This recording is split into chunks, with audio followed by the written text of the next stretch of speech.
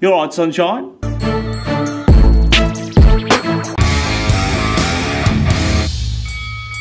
Wagwan farm, I'm King Ross. Yes, I know it's Thursday, but WCPW.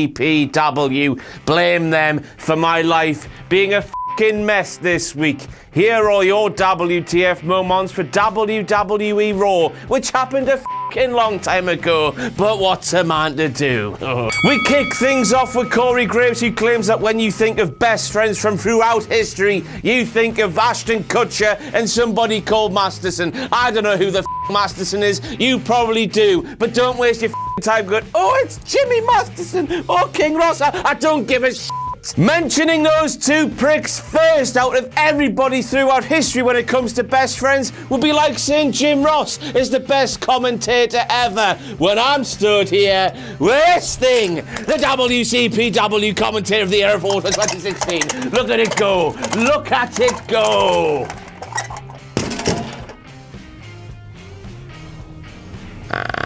Next, we have a direct quote from Maggle Cole, who said, "You know it's going to be a good show when the commissioner, in brackets Stephanie McMahon, is kicking things off."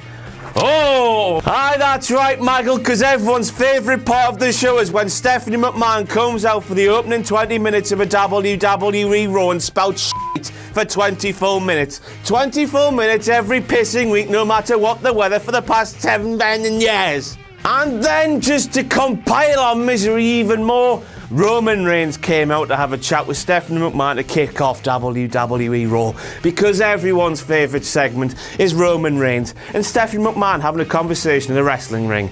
I think this is a WTF moment. It might not be. If it's not, go f*** yourself. Normally good brother Carl Anderson has hashtag GB on his tights. This week on WWE RAW, he had hashtag BC. What could BC stand for, motherfuckers? Pompier cock? Bristol cities? That means titties. Before Christ? Birth control? Bill Clinton? Bill Cosby? Booty call? Butt crack? Beverly Crusher, who's apparently the doctor from Star Trek and apparently a very lovely woman. Breakfast cereals? Born crazy? Black cat, of course, the mascot of Sunderland AFC. Birth certificate. Beauty contest. Boot camp. Base communications. Battery commander. Battle command. Benefit cost. Body count. Battery charger. Bone conduction. Biometric consortium. Boundary condition. Biological chemical. Boston College. Or maybe it could be blotting climax, because you're all a bunch of dirty marks that blot into your designated wanking sock while watching the Graps and all this sick wank pheasant. But of course, as we all know, that hashtag BC actually means Bullet Club, because, and here is a huge scope for you that everyone on the internet seems to think is true regardless, what culture work with WWE? WCPW have booked the Bullet Club March 20th, March 21st, Manchester, Nottingham. This was subliminal advertising from WWE, all for WCPW's benefit. WC.PW for tickets and pay me my 150 ducats for f***ing advertising that shit. What the f*** is going on with the New Day? They're now pushing ice cream as a thing, which is quite ironic, don't you think? It's like, because they've never been colder than they have now. They used to be hot, they used to be on fire, but now they're cold as ice and ice cream. Fire, burn, ready to ignite. But it seems WWE don't have a f***ing clue what to do with the New Day, but they're gonna see every merchandise opportunity they can and hoy it straight down our gullets. I mean, I know how they feel. You get f***ing popular, you get 4 t-shirts made in your name while the rest of your colleagues only have 1 at most. That's how I feel. Don't get any merch money for it though. Don't get a f***ing penny. I don't get a f***ing penny. Emelina's debut. It took WWE 17 whole weeks to think of that shit.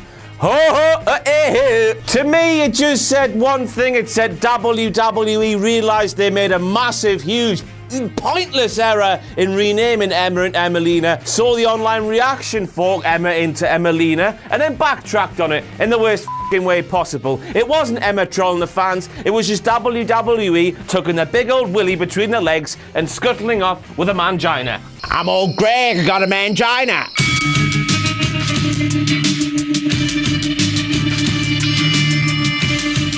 If you get it, you get it. If you don't, off. Vince McMahon likes big sweaty men. Vince McMahon likes big sweaty men. Vince McMahon likes big sweaty men. After that house of a debut from Emelina, why the would WWE openly advertise the fact that she was trending worldwide? Didn't they know that every single tweet about Emelina's debut was negative?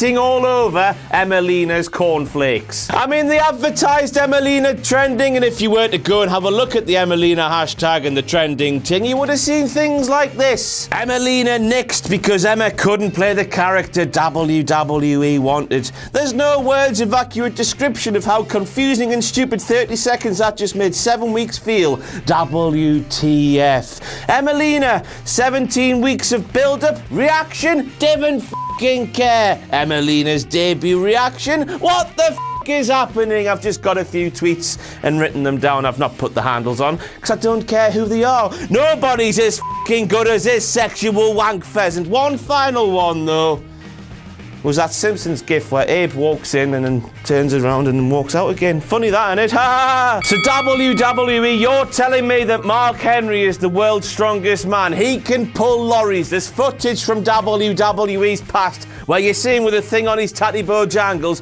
pulling a massive lorry. When it comes to lifting Braun Strowman, who weighs 385 pounds, or is it 75? 75 or 85. Either way, if it's 85, he hasn't been to the toilet yet. If it's 75, he's just been to the toilet, if you know what I mean. But continuity! I mean, with Braun Strowman being country strong, we all knew he was dense, but not that dense. He's thick AF. He's big E thick AF, with a bit more AF on top. AF squared. Dense both ways. Vince McMahon likes big sweaty men. Vince McMahon likes big sweaty men. The sight of a WWE RAW commentary table without Maggle Cole. To keep things all tied in with this episode, because I love continuity, something WWE doesn't like with big country strong bro. You could say this is hashtag BCAF. Blotting climax as yeah. But how the will we know when Roman Reigns hits a Superman punch? So Maggle Cole left the commentary table to go and see Samoa Joe backstage for an interview. Samoa Joe, looking at Maggle Cole, no one else, did something like this. He gave Maggle the sex eyes and then licked his bastard lips. Why? But I suppose you could say Samoa Joe likes sexy Maggle Cole. Samoa Joe likes sexy Maggle Cole. Samoa Joe likes sexy Maggle Cole.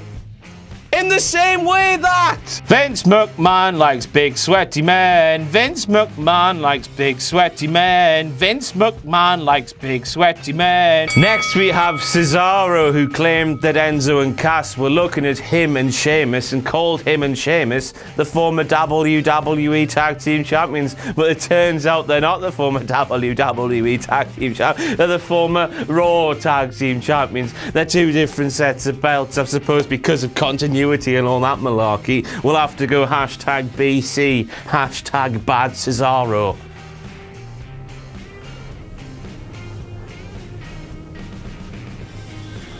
Next we have Maggle Cole, who was back from being given the sex eyes by Samoa Joe to call a standing kick from my bear, my spirit animal Ruru, an enziguri. Quite frankly, it's not. It's a standing kick like I just said. For more continuity, hashtag BC, hashtag bad commentary, hashtag bad Cole, hashtag blart in Cole's mouth.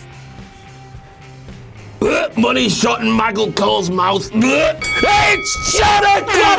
I can't believe it on WWE RAW! What the is going on? Yes, it's John O'Clock on WWE RAW. During Teddy Long's Hall of Fame package, there was a little glimpse of JBL doing the Texas two-step without falling flat on his arse. WTF AF.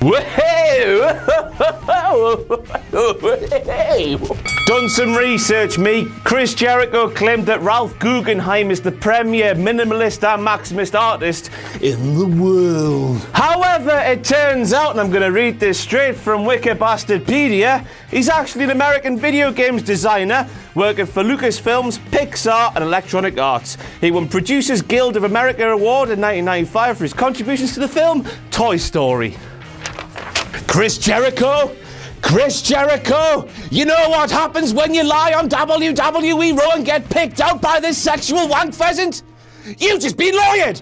That didn't quite work, does it? But you just be... Now we're going to take a time from your scheduled WTF moments to appreciate the sight you see before your very eyes. Here we have a middle-aged man in a sparkly hat and a sparklier jacket pointing at the creation of Kevin, however the they called it, where he's wearing no pants and his former best friend, his best friend as we're recording this, is flying towards him in some I don't know WTF nonetheless. Just look at this picture. And wanking to your blotting socks, it's WTF AF. Next we have this random shot of the dancing ladies that accompanied Chris Jericho down to the ring during the Festival of Friendship, which was shown at a random point when it shouldn't have been during said Festival of Friendship. Now, because I'm me, a sexual wanky P, I have an explanation for thee. What? Good then. As we know, Kevin Dunn takes care of all this for WWE, and as we all know also, there's a wanking epidemic going through WWE at the moment. Kevin Dunn was having a little Thomas tug, a Texas two-step tug over the dancing ladies. And then when he got to his hashtag BC, hashtag continuity, hashtag blotting climax, he went, oh, knocked himself forward, his teeth caught the lever changed the picture, they were shown on the screen, Kevin thought, they shouldn't be on the screen, blotted back all over himself, pulling the lever back, the same process. And a bit went into his teeth, making them more pristine and white than they already were. Pearly white blot teeth. Next we have the appearance of Gilbert. WTF, who saw this coming? Not you, not me, and if you say you do, you're a f***ing liar. But since Paul Robinson, my good friend Paul Robinson, did not appear at WCPW True Destiny on Sunday night, I suppose we can see why now. He appeared on WWE RAW, and I am here because I am a sexual wank pheasant to tell you why. It's because his old man's a f***ing dustman. He thought he was going to bed in his bin on Sunday night and then accidentally got into a shipping storage box, which was put on a f***ing plane and flown all the way to in America. He woke up in said storage box, so call me blimey, I'm in f***ing America. Let's go to WWE RAW because everyone loves a bit of f***ing Gilbert, who I am the twin f***ing brother of. So he inadvertently ended up in America and took a couple of bookings when he should have been at WCPW. Kevin Owens breaking my heart and turning on Chris Jericho.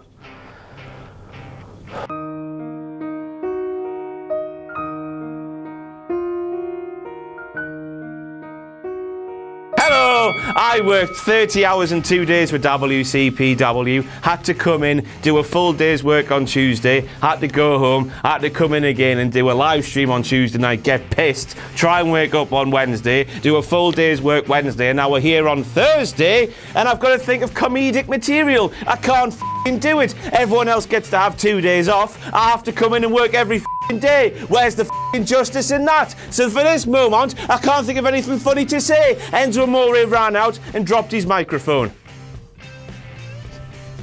You'd be getting great content if I was well rested, but the fact of the matter is I'm f***ing knackered and deserve a break. Now we're back with Enzo Amore again, though, the mic dropping prick, and the moment where Cesaro tried to launch him over the top rope, Enzo didn't know where to wind his watch, bumped into the top rope with his chest, and then thinking, oh, The next spot requires me to be on the outside of the ring. Openly just stood there and hoid himself over the top rope. I mean, he wasn't discreet at all. JBL was more discreet over the fact that he wanks over big sweaty women during NXT TakeOver events. The job is more discreet about his receding hairline. The fact he wears a hat all the time means he's covering it all up. It was so bloody obvious, we can only assume from all of this that certified G, the G in certified G, means certified green. He's green as grass. He's a green motherfucker. Certified G, bona fide upperer. Vince McMahon likes big sweaty men. Vince McMahon likes big sweaty men. Vince McMahon likes big sweaty men. And that's it for the WTF Moments for WWE RAW. I've been King Ross, you've been a Dirty Mark. SmackDown might happen later today, it might be tomorrow. Who the knows? We're never going to stop doing magazines called wrestling. It's time for issue 4, the first magazine of 2017. And to celebrate, we're looking back on the wrestling year that was, including end-of-year awards for best and worst matches of 2016, best and worst wrestlers of 2016, best and worst feuds, and many more. Also, a gigantic career retrospective on AJ Styles, Dixie Carter's crimes against wrestling, and how WWE should have booked the road to WrestleMania 2016, written by this sexual Catherine Wheel. As ever, the magazine is available now to order at shop.whatculture.com. For the love of God, buy it.